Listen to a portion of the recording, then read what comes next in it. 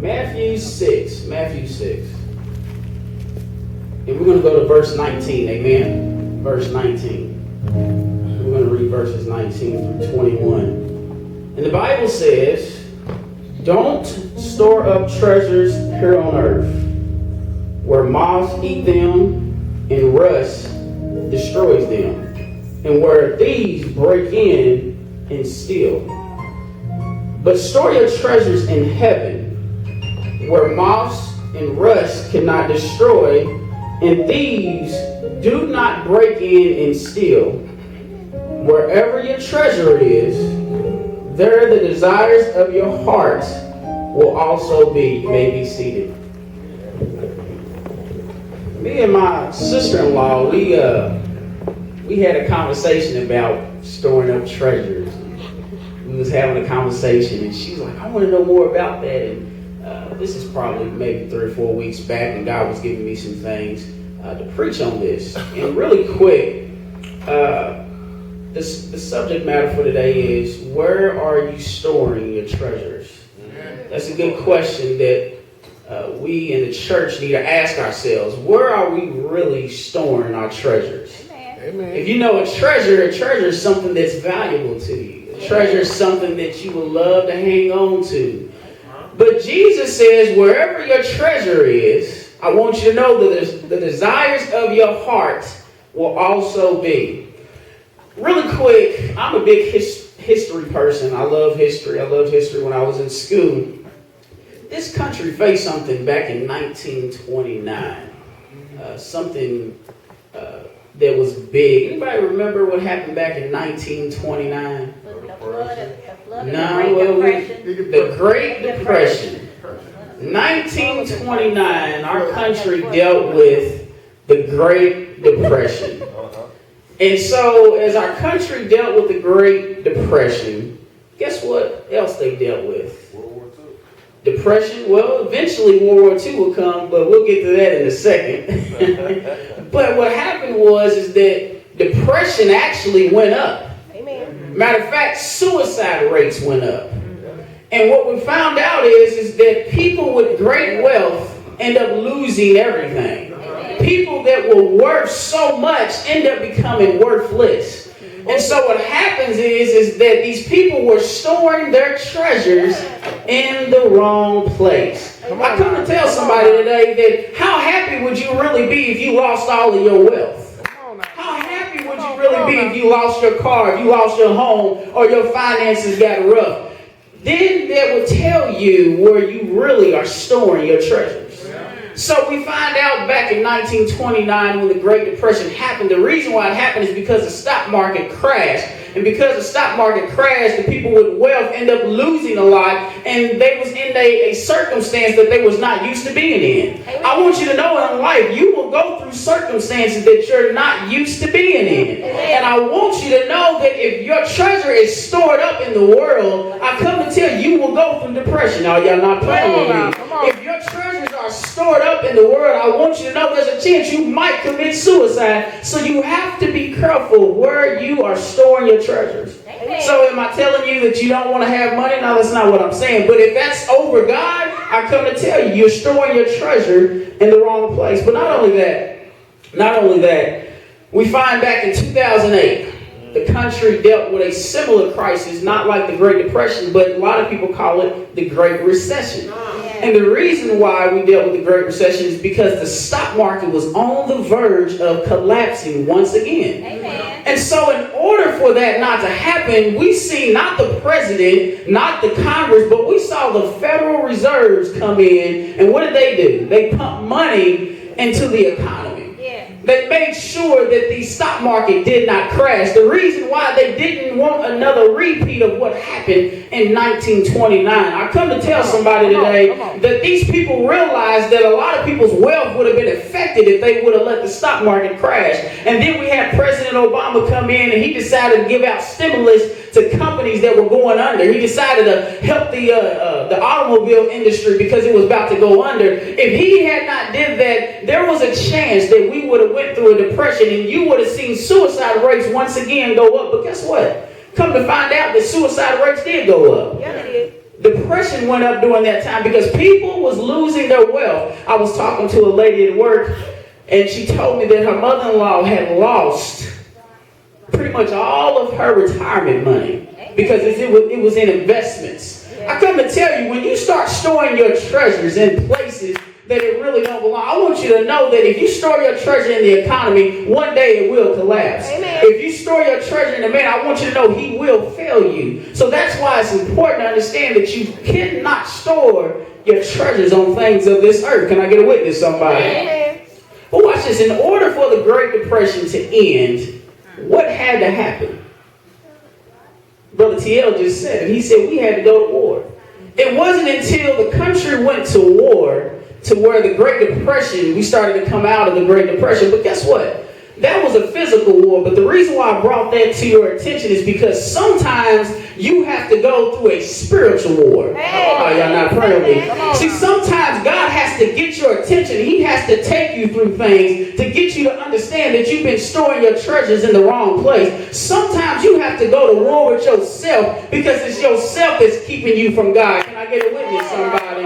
And there are times to where when you go through things, you're asking God, why am I going through this? But he's letting you know there's a war going on. And if you want to win, you better understand who your God is. How can I get a witness, somebody? Because what happens is we begin to store our treasures in all types of things but God. And he sends us through a war to get us out of our mind state that we've been stuck in. Oh, y'all not praying? There's so many times we get stuck in a mind state of what things are really supposed to be and what the world tells us it should be. But I want you to know that God has a different plan for your life. Amen. Yes. And so what I found out is that not only that, some of us don't take care of our treasures. Oh, y'all not praying with me. See, the thing about the reason why I say that is because so many times we have a good thing. God has blessed us with something good.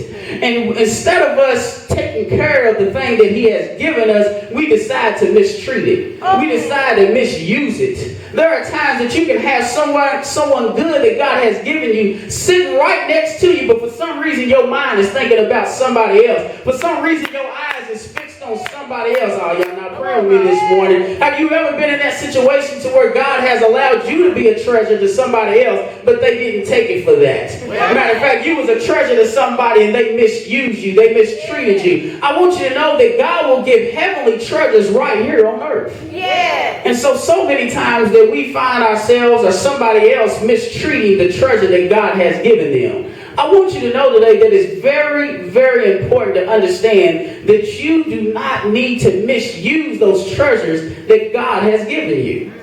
Matter of fact, we need to thank God for the treasures that God has blessed us with. Can I get an amen, somebody? Amen. Now, not only that, but I also found out that in the Word of God, we find that it says, what does it profit a man? Does anybody know this scripture? Amen. What does it profit a man to gain the whole world but to lose his soul? You got all the riches in the world but lose their soul. You got all the fame and the wealth but you lose your mind. I was thinking about Michael Jackson. The man had all the fame, had all the wealth, but still seemed to deal with depression. I realized that Whitney Houston had all the fame, had all the money in the world, but still dealt with depression. I noticed that Prince had all the fame and all the money in the world. He had gained the whole world. I come to tell somebody, what does that really profit you if you're still going through depression? Oh, y'all not praying with me. What does money really profit you if you still got to wake up every day crying, wondering what you're going to do next? I come to tell somebody, fame and wealth ain't all what it's cracked up to be. Can I get a witness, somebody? And we find people dying every single day because they put their treasures into wealth. They're putting their treasures into things that don't matter. We find them sinking like we talked about last week. Yeah. Except for they're not saying, Lord, save me. Well, They trying to figure out how they can make even more money. come on. Matter of fact, most of us don't even realize that when we store our treasures, we really need to be doing the works of Christ. The reason why I say that, if you really want to store up some treasure in heaven, do what God has told you to do. Amen. The 6 things that we talk, that Elder Carney always talks about, those 6 things we need to be doing. Yesterday we did one of them. We went to the nursing home and passed out cards, and Elder Thomas Gardner, he went around talking to everybody for about 20 minutes at a time. Amen. But the thing about it is, it put a smile on their face. Because they don't always have somebody to talk to them. They don't always have somebody to pass out a card to them. And if you really want to start storing up some treasure, those are the type of things that Christ wants you to do. Because what happens is that we end up we go to church, give our little tithes, and we feel like we're doing okay, just to realize that we're still in the same predicament. God's trying to get you out of the same predicament you've been in for so long, but you've still been storing your treasures in all the wrong places. But let me give you a story real quick. I was reminded by Pastor R.A. Williams out of California. I was listening to him, and he gave a story out of Greek mythology. And in this story, I remember that we learned Greek mythology when we was kids in school. Y'all remember that? Yeah. They taught us about Greek mythology, and it just reminded me of the stories that we learned as a kid. And I just want to share this story with you. There was a king by the name of King Midas. You ever heard of him? Yes. King Midas, and he was the one that was known for the golden touch. Yes. And King Midas, he was a very rich king, very wealthy. He lived with his daughter in a very luxurious castle. And what happened was that King Midas was in love with gold. Oh, he was in love with it. He wanted more. He had so much gold already, but he wanted more, and more. And so what happened? King Midas, one day he happened to see a person by the name of Silenus in his garden. And there's different versions of the story that you can read, but the basis of the story, Silenus was in the garden, roaming around the garden. And guess what happened? King Midas decided he was going to show hospitality to this person in his garden. And as he showed hospitality, because he was so nice to this person, Silenus, he was offered one wish. If God will today give you one wish, what would that wish be? A lot of times your wish will show what your heart really desires. Amen. And so what happens is that King Midas had this one wish. And King Midas says, I want to be able to turn everything I touch into gold. Y'all remember this? Amen. And he wanted to be able to touch things. If he touched this, it turned to gold. If he touched this, it turned to gold. And so King Midas wanted to be able to, anything he touched, turn to gold. And the person was like, I don't think you want this. And King Midas says, yeah, I want this. Trust me, I love gold. I'm in love with it. And so guess what happens? He wakes up the next morning and he turns over and he touches his table. It turned to gold. Turns over again and touches the chair. It turns to gold. And before you know it, he got excited. There are times in your life that stuff will begin to come in. Money will begin to come in. Things will start to happen. Cars will come and houses will come. And before you know it, you get excited. Yeah. King Midas was excited. Everything he was touching was turning to gold. And then what happened? He decided, I'm going to go ahead and get me something to eat. So he sat down at the table and he wanted to smell the rose. But as he touched it, he couldn't smell it because it turned to gold. And then he decided he wanted to eat a piece of bread, but he couldn't eat it because as soon as he touched it, it turned to gold. Then he decided he wanted something to drink. And as he went to get something to drink, he couldn't drink it because it turned to gold. And so then he began to get a little scared because he realized that maybe this is something that I really didn't want. I was storing up my treasure maybe in the wrong place. And so then his daughter seen him in a little bit of distress. And so she came up and hugged her father. And he loved his daughter dearly. But as he hugged her, she turned to gold. And now at this point, he decided, I don't want this no more. There will be times in your life that you think you really want something. And you will realize, God, I don't want it no more. I know that I asked for it, but I do not want it anymore. Matter of fact, let me give you a quick story of Lady Gaga. I was listening to an interview, and they interviewed her. And she's very popular, got money, all of that, very famous. And they asked her, they say, what is one thing that you miss before you became famous? And she says, honestly, I'm a people person. And she says, one thing I miss is just going around and being able just to have a conversation with somebody. She says, I'm so famous now that I can't do that that no more. I can't just go to the grocery store and just talk to somebody and have a normal conversation. I can't do that without people just crowding around me. I can't do the simple things in life anymore. See, so many times we get caught up into what the world tells us is luxurious, and we forget about the simple things in life. And what happened to King Midas is that he forgot that he truly did love the simple things in life, but you don't really miss them until they're gone. Oh, y'all now praying with me. See, what happened was when his daughter turned to gold, and all that other stuff, it was okay, but when his daughter turned to gold, it made him realize it was just a simple love that I had for my daughter that I really missed. Yeah. But I'm so glad that this is Greek mythology, but I'm so glad that we serve a God that shows mercy. Yeah. Because what happened was is that King Midas says, please, and said, I don't want this no more. Please, can you take it away from me? I thought that this is what I wanted. I was storing up my treasure in the wrong place, and I noticed that now. God, can you have mercy on me? And he was praying to a Greek God, but I want you to know that that person said, yeah, go ahead and wash your hands in the river, and it will come off. And I want you to know today that there was a person in the Bible that thought he could buy his blessing. Yeah. He was named Naaman. He was a leader of a king's army, and he went to Elijah and says, I got leprosy and I want to be healed and I'm going to pay you for it. And Elijah had to let him know, my treasure's in heaven. There's nothing you can pay me in order to give me blessed. I want you to know my treasure's already in heaven. So you go ahead and wash your hands in the Jordan. Wash yourself in the Jordan. Can I get a witness, somebody? And so Naaman went down because God had mercy on Naaman, just like in Greek mythology, King Midas had mercy. I want you to know in your life, you have made mistakes. You have stored up treasures in the wrong places, and God has shown you mercy. He has allowed you to wash your hands clean of the mess you have dealt with, and I want you to know that God will show you mercy. Yes, He will. And so what happened was is that Naaman went down and cleansed himself of all of his filth. Sometimes you just got to go and cleanse yourself of all of your guilt, all of your filth, everything that's been on your life. You have to cleanse yourself because you realize now that you've been storing your treasures in all the wrong places. Yes. But let me give you a story from the Bible because that was about Greek mythology. We talked about Naaman, but let me give you something about Jesus. Jesus had a rich young ruler come to him. And as this rich young ruler came to him, the rich young ruler says, Jesus, I want to be able to inherit eternal life. How can I get eternal life?